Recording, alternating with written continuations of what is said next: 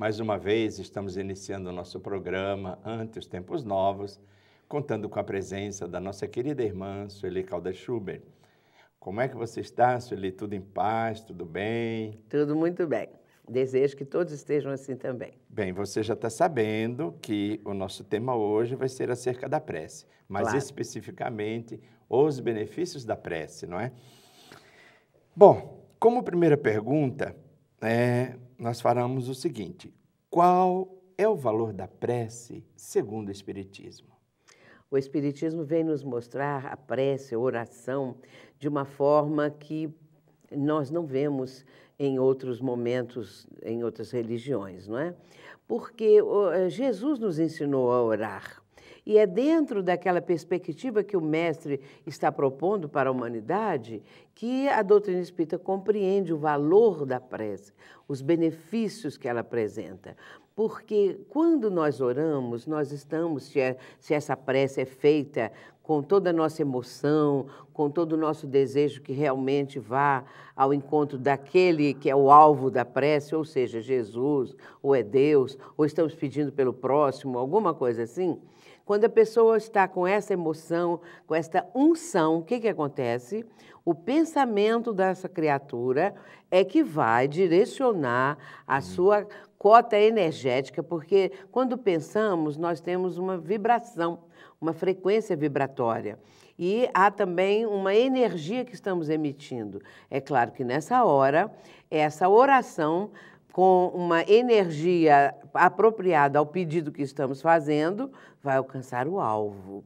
Se estamos pedindo alguma coisa a Deus, a Jesus, se estamos orando em favor de alguém necessitado, tudo isso é energia que está sendo transmitida e tem um valor extraordinário, porque alcança realmente o foco, alcança realmente aquele que é o alvo da nossa intenção naquele momento e vai beneficiar. Vai trazer para a pessoa uma carga energética que estamos emitindo positiva. Certo. Deus atende às nossas preces. Nem sempre as nossas orações são atendidas. Então, por que é que nós devemos orar? Claro, também é uma pergunta muito interessante, porque Deus atende às nossas preces, mas não como queremos que ela seja atendida. Porque nem sempre o que nós estamos pedindo é o melhor para nós. Nem sempre o que nós estamos falando, nas palavras da prece que estamos proferindo, seria o melhor para a nossa vida. Uma concessão divina que mudasse o rumo das coisas que nós teríamos que viver, desempenhar e tudo mais, ter experiências nesse campo, só porque simplesmente pedimos. Mas muitas vezes não sabemos nem o que pedimos. É verdade. Nós não temos noção do que estamos pedindo, do que seria o melhor para nós, de como direcionar aquilo que nós estamos ansiando, desejando. Por isso, muitas vezes a pessoa diz, mas Deus não atende as minhas preces, Ele não atende, para que eu vou ficar rezando? Ou então diz assim, Ele já sabe o que eu preciso. Gozada, essa postura é muito frequente. É muito frequente. Eu não vou orar, porque Deus já sabe o que eu preciso. Sim, Deus sabe o que nós precisamos. Mas o fato de nós nos colocarmos na posição mental, não é posição física de prece, na posição mental de um pedido que nós estamos fazendo, elevando o nosso pensamento, é claro que nós estamos entrando em algo que é fantástico, numa interconexão com a mente divina. Certo. Porque a mente divina está em toda parte. A mente divina está aqui em nós, está aqui junto a nós, está no universo todo, está junto a cada um dos telespectadores. Em toda parte, a mente divina, o psiquismo divino está presente, porque o psiquismo divino, o amor divino é que criou o universo. Portanto, ele sustenta o universo com o seu psiquismo, com a sua mente, com o seu amor. E nós estamos também envolvidos nisso. E se nós estamos nesse imenso oceano que é o pensamento divino, nós estamos mergulhados nesse imenso oceano, é claro que quando nós nos dispusermos a orar e a pedir alguma coisa, nós entramos na conexão com a mente divina. Sim. Só que seremos atendidos ou não de acordo com a necessidade. Se necessitamos daquilo que estamos pedindo, aos poucos pode vir ao nosso encontro. Se o pedido for um pedido que, na verdade, não tenha uma sustentação, que não tenha um objetivo, que não seja o melhor, ele não vai ser atendido. Certo. Então, Sueli, fazer um Pai Nosso, ou vários Pai Nosso, como muitas pessoas fazem, né, é suficiente para nós recebermos a proteção divina? Olha, fazer o Pai Nosso, a prece que Jesus ensinou, a oração, não é? Do Pai Nosso. Porque os discípulos pediram, Senhor, ensina-nos a orar. E Jesus, então, vai proferir a mais completa prece que existe, que é uma perfeição absoluta, o Pai Nosso.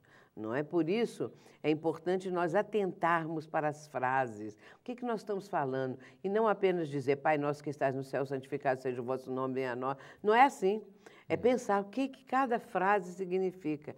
Começando que Jesus, ele não vai dizer, meu Pai que estás nos céus. Ele vai dizer, Pai nosso. Por que ele diz Pai nosso? Em outros momentos, ele vai falar, meu Pai trabalha. E eu trabalho também, mas naquela hora ele fala Pai Nosso para mostrar que Deus é Pai de todas as criaturas. Olha. Pai Nosso, de toda a humanidade. Pai Nosso que estás nos céus, santificado seja o vosso nome, venha a nós o vosso reino. Essas frases, elas têm um significado muito profundo. Quando Jesus também falou muitas vezes a respeito do reino. Venha a nós o vosso reino. Jesus nos está dizendo, nos ensinando a dizer isso. Aquele reino que ele prometeu. O reino dos céus é semelhante a... E ele conta uma parábola. Só em Mateus 13 ele conta 7 parábolas, todas elas falando sobre o reino dos céus. E naquela hora do Pai Nosso ele está ensinando, venha a nós o vosso reino. Quer dizer, existe um reino, não um reino com fronteiras delimitadas, não um reino localizado. O reino é um estado de espírito. O reino é um estado de consciência. Por isso é que Jesus disse em outro momento, o reino dos céus está dentro de vós.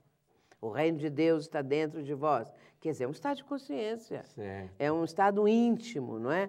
É nos colocarmos vibratoriamente neste reino especial. Nessa condição. Nessa condição, exatamente. Portanto, a prece do Pai Nosso, ela é muito perfeita, porque depois dessas frases iniciais, seja feita a vossa vontade. Existem pessoas que acham que quando falamos assim, nós estamos dando permissão a Deus para fazer a vontade dele. Não, nós estamos compreendendo a vontade divina, que é diferente. Nós estamos atentando que, na realidade, a vontade dele tem que prevalecer. Claro, exatamente. Prevalece. E entendendo isso, depois ele vai dizer a única frase que remete às coisas materiais. O pão nosso de cada dia, dai-nos hoje. Essa hora ele está falando do pão da sobrevivência. Tudo que é relacionado com a sobrevivência da criatura aqui no plano físico. E as frases seguintes são todas de caráter moral e espiritual, de cunho moral.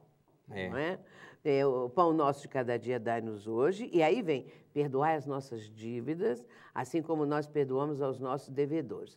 Dívidas e devedores era a tradução anterior. Depois foi modificado para ofensas e ofensores. Mas acontece que dívida é muito maior que ofensa. E devedores é muito maior do que ofensores. Porque isso nos remete ao passado também.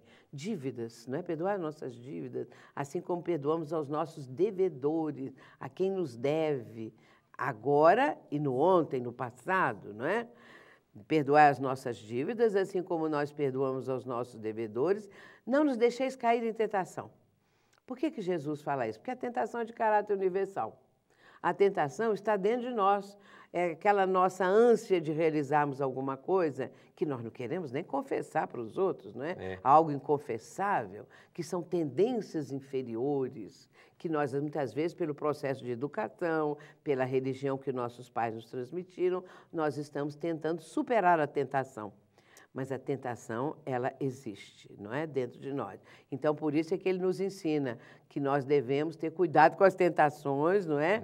e não cair nessas tentações. E depois, mas livrai-nos do mal. Na realidade, perdoe só um instantinho. Pode falar. Na realidade, as nossas tentações é resultado exatamente daquelas coisas que nós ainda não soubemos vencer. É o nosso lado sombra, como gosta de dizer Carl Gustav Jung, né?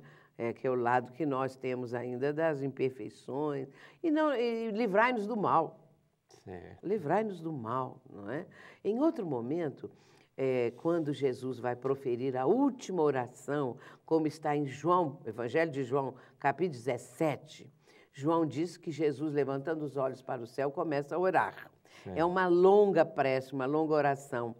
Mas, a certa altura, Jesus vai dizer assim, referindo-se aos discípulos, falando com Deus, mas remetendo para os discípulos. Não peço que os tires do mundo, mas que os livres do mal. Olha. Então, não precisa tirar do mundo, mas livrar do mal, não é?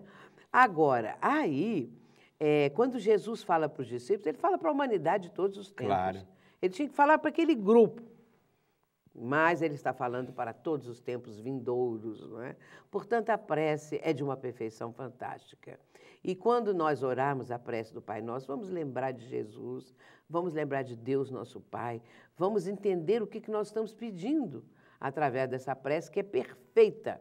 É uma síntese perfeita, para que nós possamos, então, vibrar de acordo com as palavras que estamos dizendo, e não dizer decoradamente, Pai Nosso que estás no céu, santificado seja o vosso nome, que não adianta. E nós decoramos. E é interessante que, às vezes, quer dizer, a maioria das pessoas, pelo menos eu tenho percebido isso, né? Quando falam, perdoai as nossas ofensas, como você acabou de citar, na realidade esquece que nós estamos perguntando, nós estamos orando a Deus, e Deus não se ofende com as nossas dificuldades, não é verdade? Você tem citado com muita frequência, assiste seminários seus, onde você diz, Deus não é alguém que se ofende com as nossas dificuldades, claro. Porque senão Ele não pararia no instante. Né? Bem, meus amigos, nós vamos chamar aí o nosso intervalo e retornamos em seguida para dar sequência ao nosso programa.